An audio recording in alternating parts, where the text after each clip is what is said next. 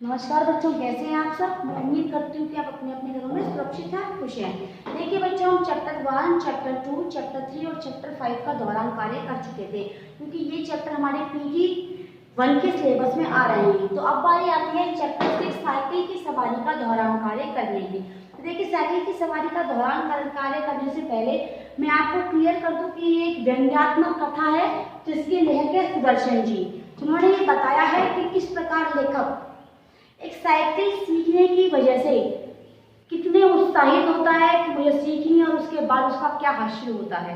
देखिए, ये एक व्यंग्यात्मक जो कहानी है, मैंने पहले भी बताया आपको कि हमें हंसाती है, साथ ही साथ हमें कुछ सिखाती भी है। लेखक को दो चीजें बिल्कुल नहीं आती थी, साइकिल चलाना, हारमोनियम बजाना। जब वह दूसरे लोगों को दिखा तो बहुत परेशान होता था कि ये दो विद्याएं कुछ स्पेशल लोगों के लिए बनाई गई, ये दो विद्याएं मुझे क्यों नहीं आती हैं। लेकिन जब मैंने अपने बच्चे उछलाते देखा तो सोचा कि मुझे भी आनी चाहिए, उसके लिए कोशिश भी करी उसने, लेकिन वो सीख नहीं पाया। तो इसका दोहरान कार्य करने के लिए बाकी सारे क्वेश्चन हम कर चुके थे, कुछ क्वेश्चन रिविजन वर्क में करने हैं। देखिए एक बार, पहला क्वेश्चन है, गिर जाने के बाद लेखक के सामने गंभीर प्रश्न क्या था। यानी जब लेखक साइकिल से गिर गया था, जब वो अब जा रहा था और एक तांगे वाला सामने आया और जिस तांगे वाले की वजह से वो साइकिल के साथ ही तांगे के नीचे चला गया, उसका एक्सीडेंट हो गया, उसे बहुत चोटें लगी, तब उसके सामने ये प्रश्न था कि अब वो क्या करे। तो देखिए, उसके सामने प्रश्न यह था कि साइकिल चलाना सीखना जारी रखे अथवा छोड़ दे। यानी उसके सामने ये प्रश्न था कि क्या वो लगातार साइकिल चलाना अपना जारी रखे या उस कार्य को छोड़ दे, क्योंकि युद्ध क्षेत्र में डटे रहना और हट जाना, ये दो ऑप्शन थे उसके पास। यदि वो डटा रहता तो शायद वो साइकिल सीख जाता, लेकिन जब वो डटा नहीं रहेगा साइकिल कभी भी सीख नहीं पाएगा। लेकिन जब उसे पता चला कि उसकी बीवी और उसके बच्चे थे उस तांगे में जिसके नीचे वो आया था, उससे एक्सीडेंट हुआ था, तो उसने डिसाइड किया कि अब वो सीखे या ना सीखे।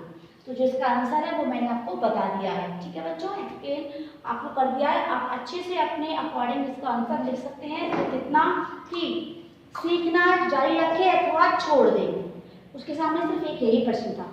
अगला प्रश्न देखिए बच्चों, साइकिल सिखाने का स्कूल खोलने का निश्चय लेखक के किस मनोवृत्ति का परिचायक है। मनोवृत्ति यानी मन की इच्छा, उसके मन में क्या क्या भावनाएं उत्पन्न हुई, इस बात को सुनकर। तो देखिए, यह लेखक के कल्पनाशील होने का और स्वप्न लोक में जीने का परिचायक है। क्यों परिचायक है? क्योंकि वो व्यापारिक बुद्धि लगा रहा था अपनी। उसने ये देखा था कि जब उस्ताद 10 दिन के 20 रुपए ले रहा है तो एक दिन में कितने रुपए हुए, 2 रुपए। अगर वह महीने भर का स्कूल चलाता है तो उसे कितने रुपए की आमदनी होगी, 30 दिन में 60 रुपए की। और यदि ऐसे 3-4 ट्यूशन उसे मिल जाए तो 150-200 रुपए वो आराम से एक महीने में कमा सकता है। तो ये उसकी एक व्यापारिक बुद्धि का परिचायक भी है, एक उसके स्वप्न लोक का परिचायक है और एक कल्पनाशीलता का परिचायक है कि जो लेखक था वो कितना कल्पनाशील था, कितना स्वप्न लोक में जीने वाला था और कितनी उसकी व्यापारिक बुद्धि थी। वह ये सोच रहा था कि यदि वह स्कूल खोल ले, यदि वह साइकिल चलाना सीख जाए तो स्कूल खोलने के बाद उसकी आमदनी कितनी ज्यादा बढ़ जाएगी, उसे कितना मुनाफा होने वाला होगा। तो ये किस चीज का परिचायक है बच्चों? लेखक के कल्पनाशील होने का, लेखक के स्वप्न लोक में जीने का, उसकी व्यापारिक बुद्धि का, ताकि वो अपना व्यापार इससे आगे चला सके। देखिए बच्चों, इसका अगला प्रश्न है, मगर बुरा समय आता है तो बुद्धि पहले ही भ्रष्ट हो जाती है।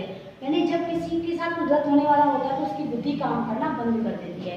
यह कथन किस प्रकार सच है, यह क्यों सच है ये कथन इस चैप्टर के अकॉर्डिंग, तो आपको ये देखना है। देखिए, यह कथन लेखक ने साइकिल चलाते समय तांगे के साथ होने वाली दुर्घटना के संदर्भ में कहा है।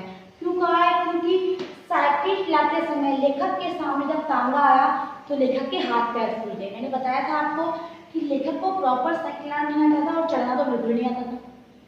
तो लेखक ने जब ये देखा कि सामने तांगा आ गया है तो उसके हाथ पैर फूल गए, वो एकदम से घबरा गया।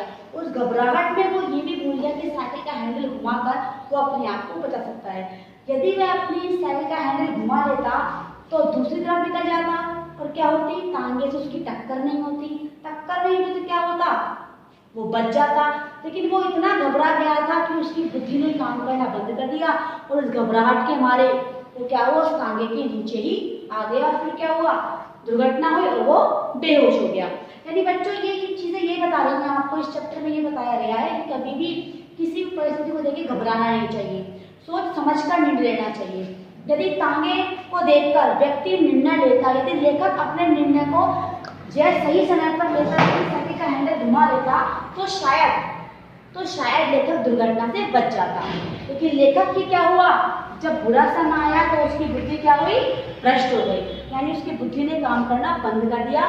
घबराहट के मारे वो अपना कार्य पूरी तरह से नहीं कर पाया। तो बच्चों आज की क्लास में हमने ये चैप्टर कर लिया है साइकिल की सवारी। तो हमारा पीटी वन का जो सिलेबस है चैप्टर 1, चैप्टर 2, चैप्टर 3, चैप्टर 5 और चैप्टर 6, इन सभी चैप्टरों का दोहरान कार्य हो गया है। ये रीडर के चैप्टर हैं। अब हम करेंगे हमारे नेक्स्ट क्लास में हमारे ग्रामर के चैप्टर्स का डिस्कशन।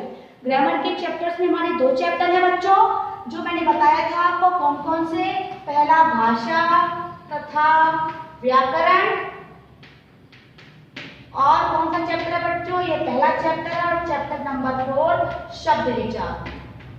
आप इस बात का ध्यान रखें कि शब्द विचार और भाषा व्याकरण ये जो चैप्टर है, ये क्वेश्चंस आपकी रीडर बुक के टॉपिक्स के अकॉर्डिंग ही होंगे। ये रीडर बुक की बुक में जो कंटेंट दे रखा है उसी के अकॉर्डिंग ये चैप्टर आएंगे, ठीक है ना बच्चों। तो चैप्टर हमारा साइकिल की सवारी रीडर का दोहरान कार्य हो गया है। अब हम क्या करेंगे, हमारी नेक्स्ट क्लास में अगला काम करेंगे। Thank you and have